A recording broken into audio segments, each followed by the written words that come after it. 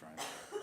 So again, we're continuing our discussion in the law of Moses and looking at the principles that we can see that God gave to his special people, and then what are the values that we can draw from those specific principles. So today we're going to talk about property rights. So in Exodus chapter 20 and verse 15, it says, "You shall not steal." Pretty simple, right? Pretty straightforward. And really, I think as we dig into this a little bit deeper, it really gets into a little bit broader kind of property rights, honesty, dishonesty, how you value other people's possessions. So it's not just purely I took from you and acquired it for myself. It also is the respect and the value that we give another person in their personal property rights. So one thing is just kind of starting us off. Have you ever heard of a situation, have you ever been in a situation where you borrowed something from somebody and then something went wrong? It either got broken, it got taken, some type of value reduction on it. What often happens in those types of circumstances? Or what can happen in some of those types of circumstances to the relationship? A couple of times I've used people's tools from folks here in this building, and whether due to my negligence or not knowing what I'm doing, or the fact that the tool was bad when I got it, I don't know, but it broke in my possession, and I felt pretty bad about that, and I joke about it was bad when I got it. I'm sure I did something wrong because I can see in my mind what I actually did that caused it to break, you know what I mean? I borrowed the tool because I didn't want to go buy a tool. Now I have to go buy another tool. Yeah. And that's what I would do. I would go and buy another tool and give them, and then I would usually just buy a second tool and keep it myself so I don't have to borrow it the next time. But that's one of the ways that something like that could happen. Yeah, I think it's one of those. It's what's the right thing to do. I think I think in some circumstances it's like, oh, well, it wasn't my fault. Somebody, we're working together and we're doing some renovations. I get a big group of people over and something got broken. But I think as we look into this, what the principle, I think, and the value behind that principle is the value of other people's possessions. We should honor that. I think that's the main intent as we kind of get to that today. And from God's perspective, it is justified that the owner of the said property should be restored. And so I think if you just turn over a page in your Bibles to Exodus chapter 22, we're going to spend the bulk of our time there today. We're going to pop in and out of a few different other passages, but we're going to spend most of our time today in Exodus chapter 22.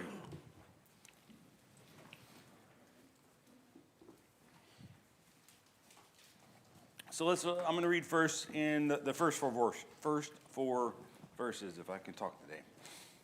Exodus 22, if a man steals an ox or a sheep and kills it or sells it, he shall repay 5 oxen for an ox and 4 sheep for a sheep. If a thief is found breaking in and is struck so that he dies, there is no blood guilt for him. If the sun has risen on him, there shall be blood guilt for him. He shall surely pay. If he has nothing, then he shall be sold for his theft. If a stolen beast is found alive in his possession, whether an ox or a donkey or a sheep, he shall pay double. So the first one there, we say, what happens if you steal an ox or a sheep and you don't get it back? What do you do? 5 times the price. Yeah. It's not a one-to-one thing, right? You don't just like, I stole your ox, I kept it, it left, we killed it, whatever happened to it, I just give you one back. No, you give 5 oxen back. You give 4 sheep back. It's not a one-to-one thing, right? There is intrinsic penalty for that theft. It is interesting if you pop over into 2 Samuel chapter 12. This is where Nathan the prophet is confronting David on his sin with Bathsheba. And he's going through the whole story. Hey, man, didn't have a lot of stuff. He stole this lamb, and David is like, he must repay him 4 times for that lamb, right? So this is something that was very much ingrained. I think we actually even go all the way to Luke chapter 19. And Zacchaeus is like, if I defrauded anybody, I gave it to them back 4-fold. Back to the Nathan the prophet thing. One of the things that Ryan called out in his notes here is, it's interesting, as David, some of the penalty for his sin is the messed up nature of his family. He ended up losing 4 sons in the course of his lifetime as really kind of the consequences of his sin with Bathsheba. So I think the principle we see here is this: the value of something is not a one-to-one repayment. A thief must repay, and if they cannot repay, we see they get sold into slavery in verses 2 and 3, which is a lot to unpack, and we're going to kind of not really delve into that this morning. But it is something that, again, this is not a one-to-one thing. There was a penalty behind that stealing. It is interesting, though, in verse 4, even if I get what was stolen back, there's still a penalty. So even in this, you get double for if you stole it and you got it back. So I guess thoughts on why is there a bigger punishment for not getting your stuff back versus the punishment for getting your stuff back? Okay. Well, there's a deterrent. I mean, even in Mark's example of if there was some sort of negligence, whatever happened with that, now he's went, bought one for the person he got it from, and then realized, why didn't I just do this in the first place? It's kind of like the idea with stealing. It would be better either to do without or to figure out a way to get whatever you needed in a legal way, work harder, whatever that thing is, and you're going to end up ahead. Yeah. It's just sort of a common sense thing. Right? It's not super common, but I've had multiple students steal and take things from my room and get caught doing so. But when the item is returned, they think that everything is squared away, that everything is great. But they don't see behind the scenes the notes that I'll put down in my class roster about them. And so just the repayment of putting the item back in its place does not fix a broken reputation or a broken relationship. Right. It goes beyond just the thing. I think that's the thing. Well, if the punishment for an offender is to restore them to the state from before they committed the crime, then it's not punishment. They just restore themselves to the state from before. So you don't make the offender whole, you make sure you make the wrong party at least whole. Anybody else? I thought I saw another hand back there. All right, we're going to go on to verse number 5 there.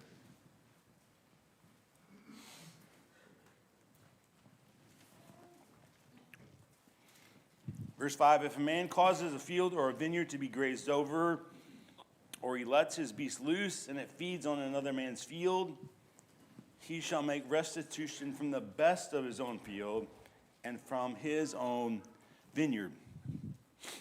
We don't have this happen a lot, right? Like my cows got loose and they went over to your field and they trampled on your stuff and they broke your vineyard and they got and ate a bunch of the grass that you had designated for your animals.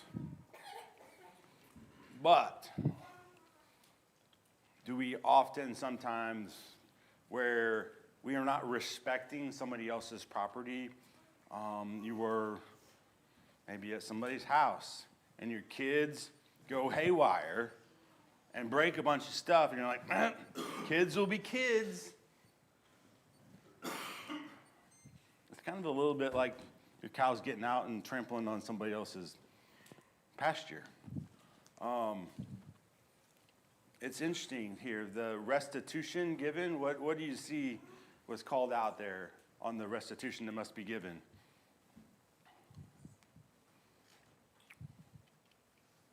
The best of your own field. Yeah, the best. I'm going to repay you the best of what I have. Not just something, not just, all right, I'm going to give you some hay bales and we'll be square. I'm going to give you the best of my property. And again, negligence and accidents are not kind of outside of this. It's still there's purpose behind God's principles here. In verse number 6, if a fire breaks out and catches in thorns so that stacked grain or standing grain in the field is consumed, he who started the fire shall make full restitution. I didn't mean to start the fire, but you did start the fire. It was an accident. But you damaged somebody's stuff.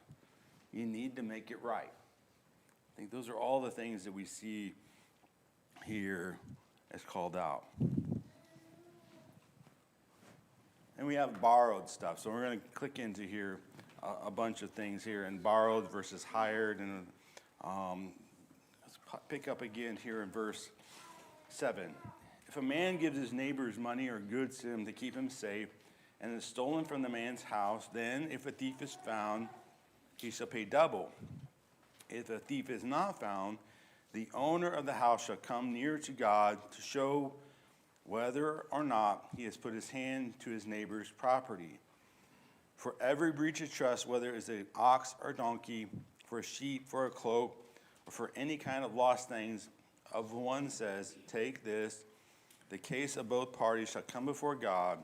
The one whom God condemns shall pay double to his neighbor. So this is a little bit interesting.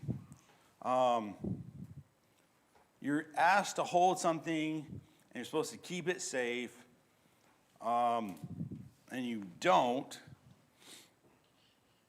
And the thief is found, the thief pays double. Got it. Check. That kind of makes a lot of sense. The rest of it, I had to kind of work on this a little bit myself. It's kind of a collusion situation, maybe, is trying to figure out, well, a thief came in and stole it. Well, the person that was trying to keep it safe, did you really try to keep it safe, or did your buddy, the thief, come take this thing? And so this is where it's kind of like, you have to go swear an oath before God, and God will judge who's right and who's wrong. I think that's the intent here. Is kind of like there's prescription there on making sure that you're not just kind of leading to some kind of issue where your buddy the thief kind of comes in and you're like, hey, look at this. I'm keeping this safe, really safe, and you just let it go missing. I think the point is here, we might not be able to figure out what happened, but God can. That's the point. I think God is the judgment piece in here. And so by going and swearing an oath to God, like, no, I had no idea that this thief's coming in. I had no idea what's going on. This happened. I don't know anything about it. If you're square with God and square with that, you're good. But I think there's also a lot of other penalties of not being squared up when you come and put an oath before God that really fall into place here. Any thoughts or any comments on that one? That was a bit of a tricky one in my mind. Jenny? I just made think of Proverbs 25, and it says, 17, let your foot rarely be in your neighbor's house, or you will become weary of his wages. And I just absolutely love this section because you can learn so much about parenting, and how to teach your kids to be considerate of other people's things. You just learn so much about that, and it doesn't really seem, I mean, I don't know if we need to be following this like word verbatim today, I'm not really sure, but to me, it needs followed like way more closely than I really observe people doing. Right. Because so often I watch people just be careless and not care, and it leaves, I mean, you want people to be able to come over your house and just relax and not worry, and when kids play, which is the phase of life I'm in, you know, like,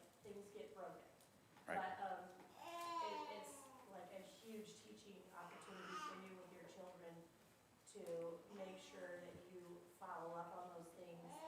And we've had more times than I would like to mention where we've had to replace stuff.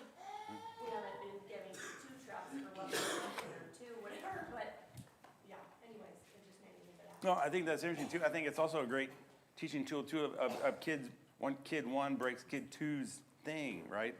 And the teaching moments that we can have in that and how that starts to build this understanding and build this knowledge and what should be right and the right and wrong. I think sometimes the intrinsic value of the thing, we think that, how am I gonna say this? We place greater value on certain people. So we might be willing to really replace something when the person is a closer friend or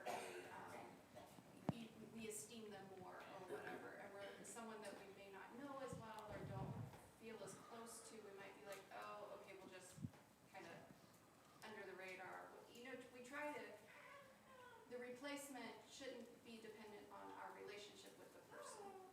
It's across the board. It's the same regardless. And I think sometimes that's something that we can struggle with. True. All right, any other comments on that part? Lisa? Not that part. I was just thinking something I do with my grandsons, but on a much larger scale. Ed and I used to do work days with the kids for 4th to 6th grade, and a lot of times he wouldn't go, but, you know, I would always talk to him about how to behave, and especially when we were at, like, the Haley's house doing something or wherever we were. And one year, there was 8 boys, because that was when the Lindberghs lived there, and they were getting ready to move anyway, but. So they were a lot of fun, and they would be real good and listen when I'd say, you know, you can be knuckleheads and whatever, but not when we're at the house or whatever. So we had a real hard, hot afternoon. We went into Deerberg's, and I warned them, okay, we're gonna go in there and get some snacks and drinks. And remember, this is Deerberg's, remember, this isn't your home. You know, I go through my whole little spiel. And they, of course, act dorky and real proper, you know, but they really were good. And 2 of them turned the corner super fast with a 4-pack of Fitz glass fruit beers. And 3 of them flying under an aisle, 2 hit the base, and of course, all 3 fell. So, you know, they felt terrible, and I knew something would happen. I didn't think it'd be that. And I said, all right, 2 of you have to stand here. 2 more of you have to pick up the glass right now real quickly. And then you have to just get it in your hand, hold it. And the other 2 standing outside, they all did everything.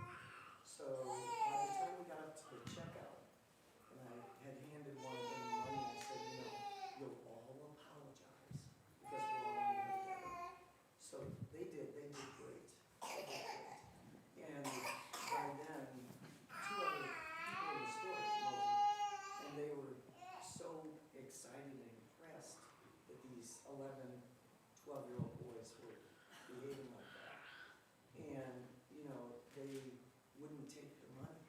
And they kept telling him, you know, it was so nice for them to do that and whatever. And I'm like, no, please, take the money. They need to understand it doesn't have to break about it. You guys do this. Their parents would love it. They knew you took the money because, you know, they were just clowning around, but so what? So anyway, it was a big ordeal, and they overpowered me with, we don't ever have people act like this. We sure don't have young men, you know, care that they broke the bottles. And of course, some of them thought it was hilarious, and I don't think Jake was one of the ones that worked around the corner. But he was there. And anyway, it was a great situation. I was just thinking, how do you get something where everything turns out Yeah. super good? You know, it was just one of those things where, I don't know, the whole thing was way too good for root beer, you know? Breaking it. But finally, I found to take the money in the end. And, you know, I'm sure I never asked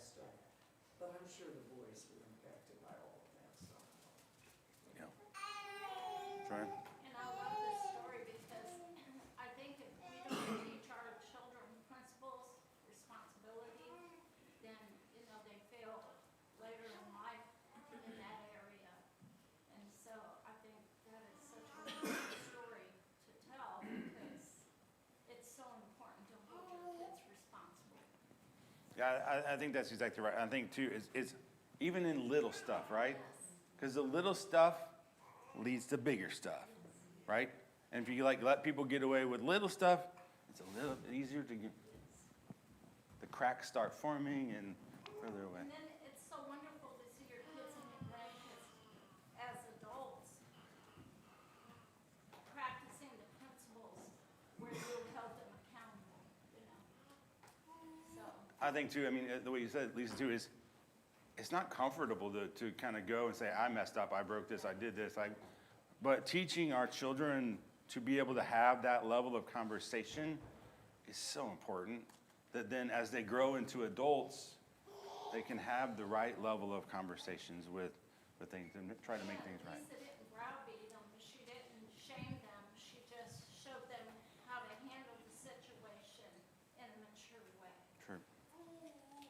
Awesome. Ian? And I have an example, like stealing, I love Dr. Pepper. And that, like if I go to the store and I get like the new Dr. Pepper, I don't once, feel in my mind, okay, the devil wants me to steal this, even though I have $5. God says, if you don't work, you shouldn't eat. So people who steal just because they think it's cool, it doesn't. God's gonna find out because God is always looking at you, no matter where you are. And one of the 10 Commandments is thou shalt not steal. And we don't get our heads stoned today if we steal. No, we go to jail if we steal and stuff. And, Sure. and it's just not. You have to have a job. And if you want to have a job, and you pay for your own stuff, you don't go around sneaking around a soda or whatever. Thanks, Ian. All right, we're going to pick back up here in verse number 10. If a man gives his neighbor a donkey or an ox or sheep or beast to keep safe, and it dies or is injured or is driven away without anyone seeing it, an oath by the Lord shall be between them both to see whether or not he has put his hand to his neighbor's property. The owner shall accept the oath and he shall not make restitution. So here it is. We are taking care of some living thing, an animal, and they either die or they wander off, right? So in verses 10 and 11, I think it's like there's no witnesses. So again, we have this oath between the person that was holding it and God to say, all right, there's no witnesses. Again, this is one of the things too, is like animals die. That sort of thing kind of happens. That's not unusual. But here, let's get into it. In verse 12, it says, but if it is stolen from him, he shall make restitution. So if it just wanders off or dies, he doesn't have to pay back. But if it's stolen from him, he does have to pay back. What do you think? Why is there a distinction there in that level? Perhaps it was beyond his control, that person that was keeping it was beyond his control. In today's world, though, however, maybe we have fences, and if your animal wanders off and can't be found, but I neglected to keep my fences up, I feel that's a little bit different from Yeah. what we're talking about. But in this situation, if it wanders off and can't be found, it's not that person's fault. Yeah. I think that stolen thing, there's probably an element of negligence that's kind of underlying there. I think a little bit. It's like, hey, I borrowed this with the intent of keeping it safe for you, and I didn't do that very well.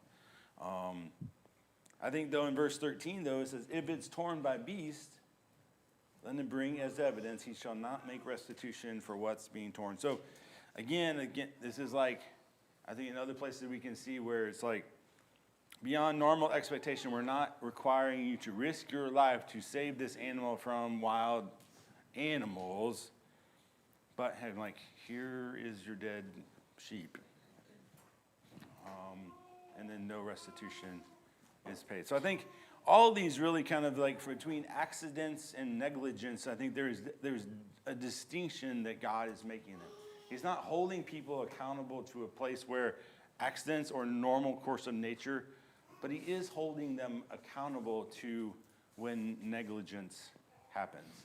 I think I also put up there borrowed versus hired. We're going to look at this in verses 14 and 15. If a man borrows anything of his neighbor, is injured or dies, the owner not being with it. So again, I borrowed something, the owner does not coming with it. I'm using this oxen myself. The owner is not there. I have to make restitution if something goes wrong, right? I'm using this oxen that gets injured or hurt or maimed or somehow is not working, then I've got to make full restitution. Verse 15, if the owner was with it, you don't have to make full restitution. Or if he was hired, it came for a hiring fee. So I think this borrowed animal injured or died and the owner is not with it, the borrower must make restitution. But if we have a person that you're bringing the owner with it, the owner is going to work the animal, and something happens to it, well, the owner is still responsible. And I think the other thing is, if you hire the animal, I pay for this hiring fee. Well, the hiring fee actually covers then what would go on here. So I think we see that the principle here is borrowing and hiring are not the same. The owner assumes the risk when he agrees to help or agrees to hire out his animal. So I think that's where the distinction here comes in. Any comments on that one? It's a lot of funness on this. I don't know how to sum it up more than just by saying that this is unbelievably just. And I feel like a lot of negative comments about the law are that, well, God doesn't care about the special situations and it's a blanket of punishment regardless of the different situations. But in this, I just see time and time again, in these different situations with different outcomes and different relationships, God is always dealing justly. Like, I think this lesson more than, not that the other lessons haven't done this, but man, reading through one example after another, I'm just overwhelmed by how incredibly just this system is. Yeah.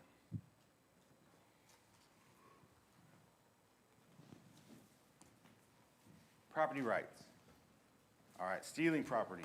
And this is really more like real estate situation. So turn over to Deuteronomy chapter 19.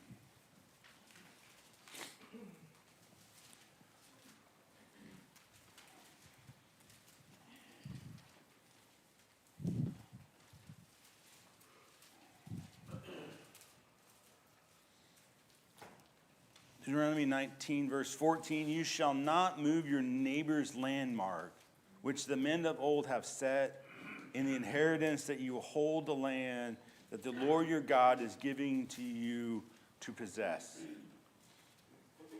So, this moving a landmark, and I think it's repeated many times over. You can see in Deuteronomy chapter 27, it's kind of leading into the blessings and cursings. This is one of the things that you get cursed if you're moving a landmark. What is that? What do you think that means? Moving a landmark? Why is that so detrimental? It's dishonest. Yeah. I mean, it goes against God's character, and it should be going against our character as godly people to try to, I mean, you're not loving your neighbor when you're moving this landmark. Right.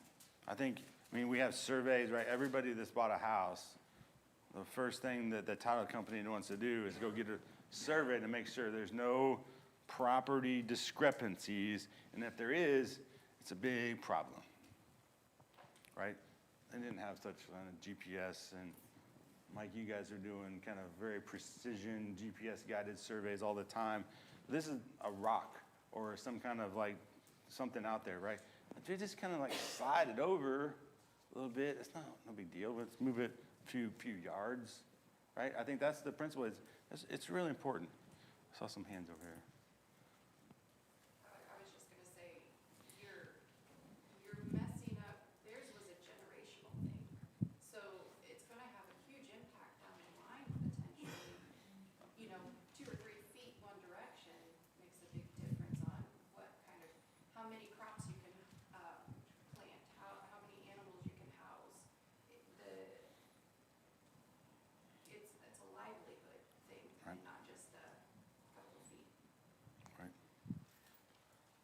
Jim? When our neighbors moved in behind us, they did the property, what do you call it? Survey? They had the Yep. survey, and he and I were talking, and we have spool surveys, which means there's actual stake that you can see of where the property is, and I showed him where those were, because even after he had the survey, he didn't really know what that meant. And what it was to me was more like kind of a symbol of trust. Like, I understand where my property ends, where yours starts, and I think it's so much more about just your relationship that you have with that person. Like the property itself, like, oh, you own the alley, that didn't really matter as much to say, you know, what's our relationship to each other? Do you respect my space? Are you going to do things, like whatever maybe, like it won't be a cow, you know, I'm in a Yep. suburb. But, you know, whatever those things are, I see it more as that. Like, what's my relationship with you? Do we respect each other? There's a lot of other things related to that, those markers that exist. Jake? Also in the context of this verse, in the second part of the verse, it says in the inheritance that you will hold in the land that the Lord God is giving you. So it's also a gift of the promised land. So it's not like you get there, like, well, Right. this isn't good enough, so I'm gonna take a little bit more dance property.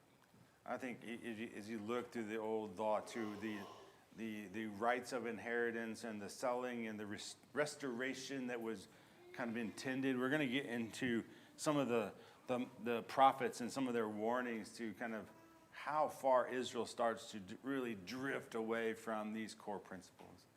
Benny? Well, kind of piggybacking off of what, like, the all side, I mean, you can take this in like the most literal, or the most biblical way, because I think about on those few inches or those few feet, in terms of like watershed and like water rights, like when you think about Colorado and California, so that can be life or death for your family, or for your animals, for your livelihood, and, in so many different respects. So those few, you know, take a few inches, take a few yards, take a few, it's life or death for some people in the most literal sense. Sure. Jake?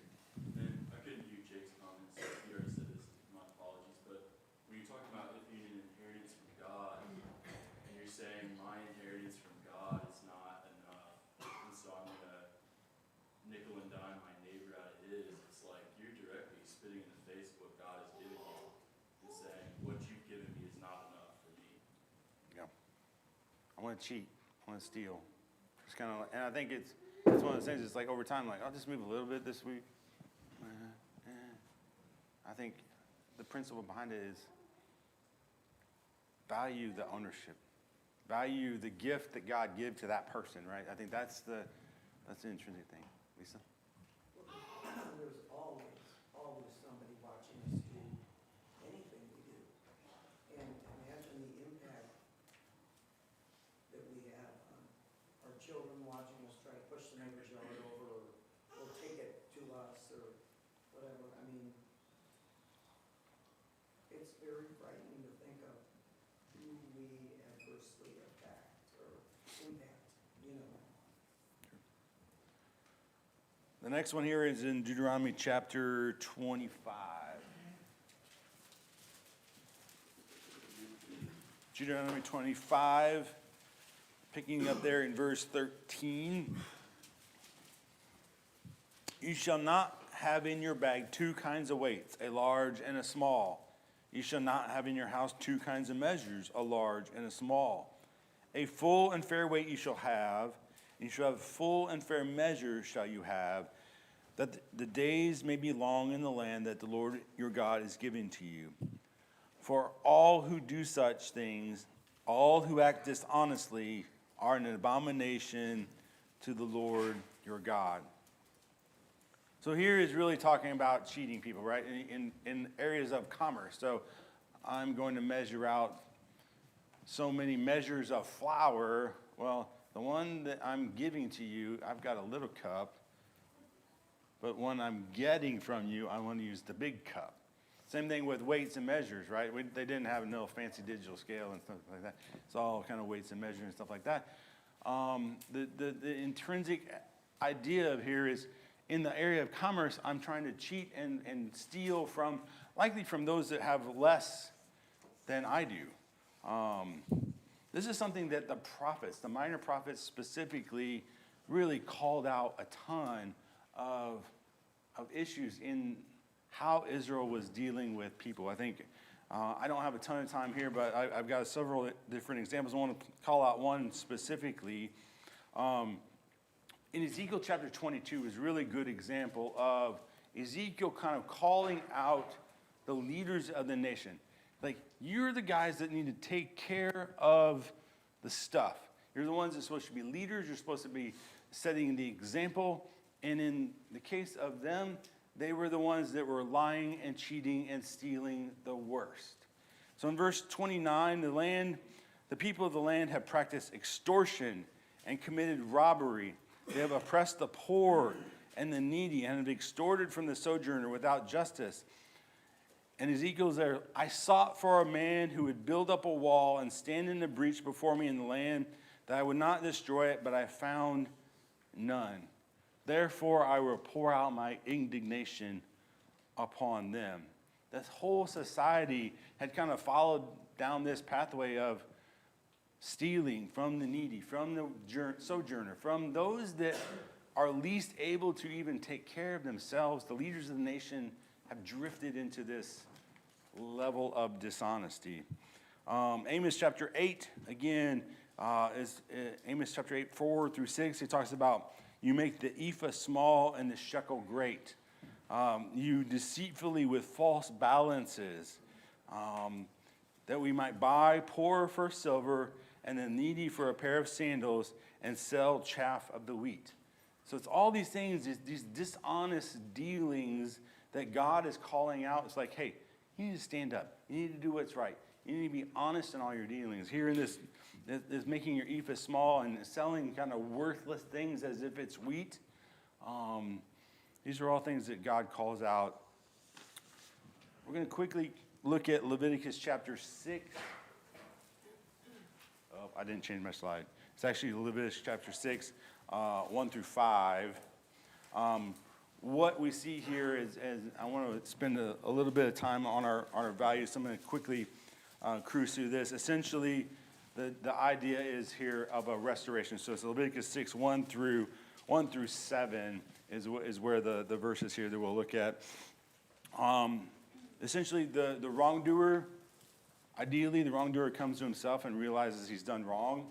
That's kind of the big principle there before he gets caught. But even if he does get caught, there's not a restoration. Plus 20% to right the person that was wronged. And then in verses 6 and 7, plus a sacrifice to God to be squared up with God.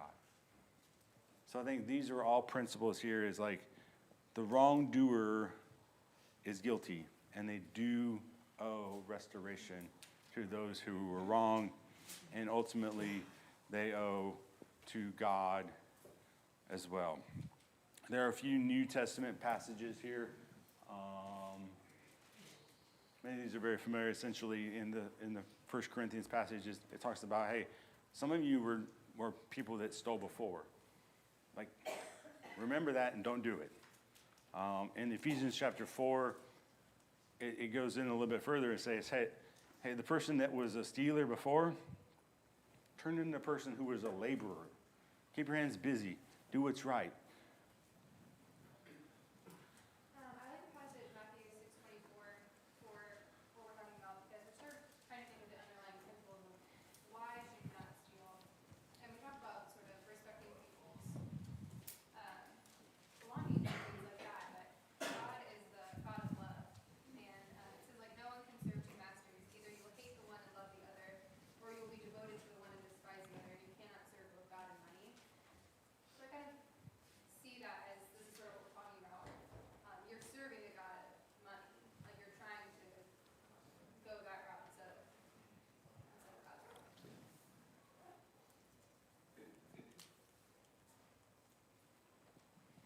So I think as we pull in our values here, just a second, and I think these are all the kind of things that I think we can see the pull forward into our lives today. Going off that comment, I was just thinking about, it's by no accident that God says to love one another and then to not steal. And I was thinking about this in terms of growing up. I think Lisa and Ed did a really good job because they gave us lots of opportunities to make mistakes. Like, Lisa would have me go through a purse and there'd be cash there, and you know, you're a kid and you see cash and you're like, money. But it was because I loved Lisa and I knew how hard Ed worked to make money, that there was no way I was gonna steal that money, but it was like I was presented with opportunities to do something, but they had poured into me so much love that there was no way I was going to steal from them. And that is how it should be. Like, we should love our brothers so much that there would be no way I would take anything from them. Even if it's some corporate store, I love the creation God made. There's no way I would take from them. Right. I think the values here that we see is like, God values personal property rights. God values that our things are our things. We can't just take things that aren't ours. I think in the world today, we see people like, oh, these big corporations, right? They've got deep pockets and it's just a little bit. No. The principle is God intrinsically puts value on people's own stuff. I think then the other thing is making it right. Restitution matters. We must make it right, whether it's small things that happen or it's something big, then we really got to dig deep and make it right. God wants us to kind of get squared up because I think, as you mentioned, I think it's interesting. I'm prepping for the next quarter is the Sermon on the Mount. And it's interesting as Ryan's going through all of these things, you can pull it straight into Matthew chapter 5 through 7, right into what Jesus is saying. Love your neighbor as yourself. That should be our guiding light, right? Loving God and loving our neighbor. So after listening to all of this, I think for 30 years I've been watching other people's children in our home. And it's like a 30-year case study of watching parents and kids. Like it or not, that's just what you get to see. And the kids that are victimized by their parents, it wasn't Johnny's fault, so-and-so did this first, I got the real story when I got home. You can almost see, I could almost just write a book. The kids that were always victimized by their parents, they were never wrong, they were never held accountable. I can tell you story after story after story. So those are all different families of how their kids have turned out, and it has not served them well. And it's gonna be a really hard adult walk, and it's hard to see, because you can see like this is where this is headed, and they're not even related. Versus the kids that are like, their parents have taken the time to try and work on character and explain to them, and they come back the next day and they're trying to make restitution when they're 3 years old, and they're so sweet and tender-hearted and they're sorry. It's just a big difference. No, I think the idea of personal responsibility, right? It's something that it can't start too young, right? Definitely. Awesome. Thank you for all your comments.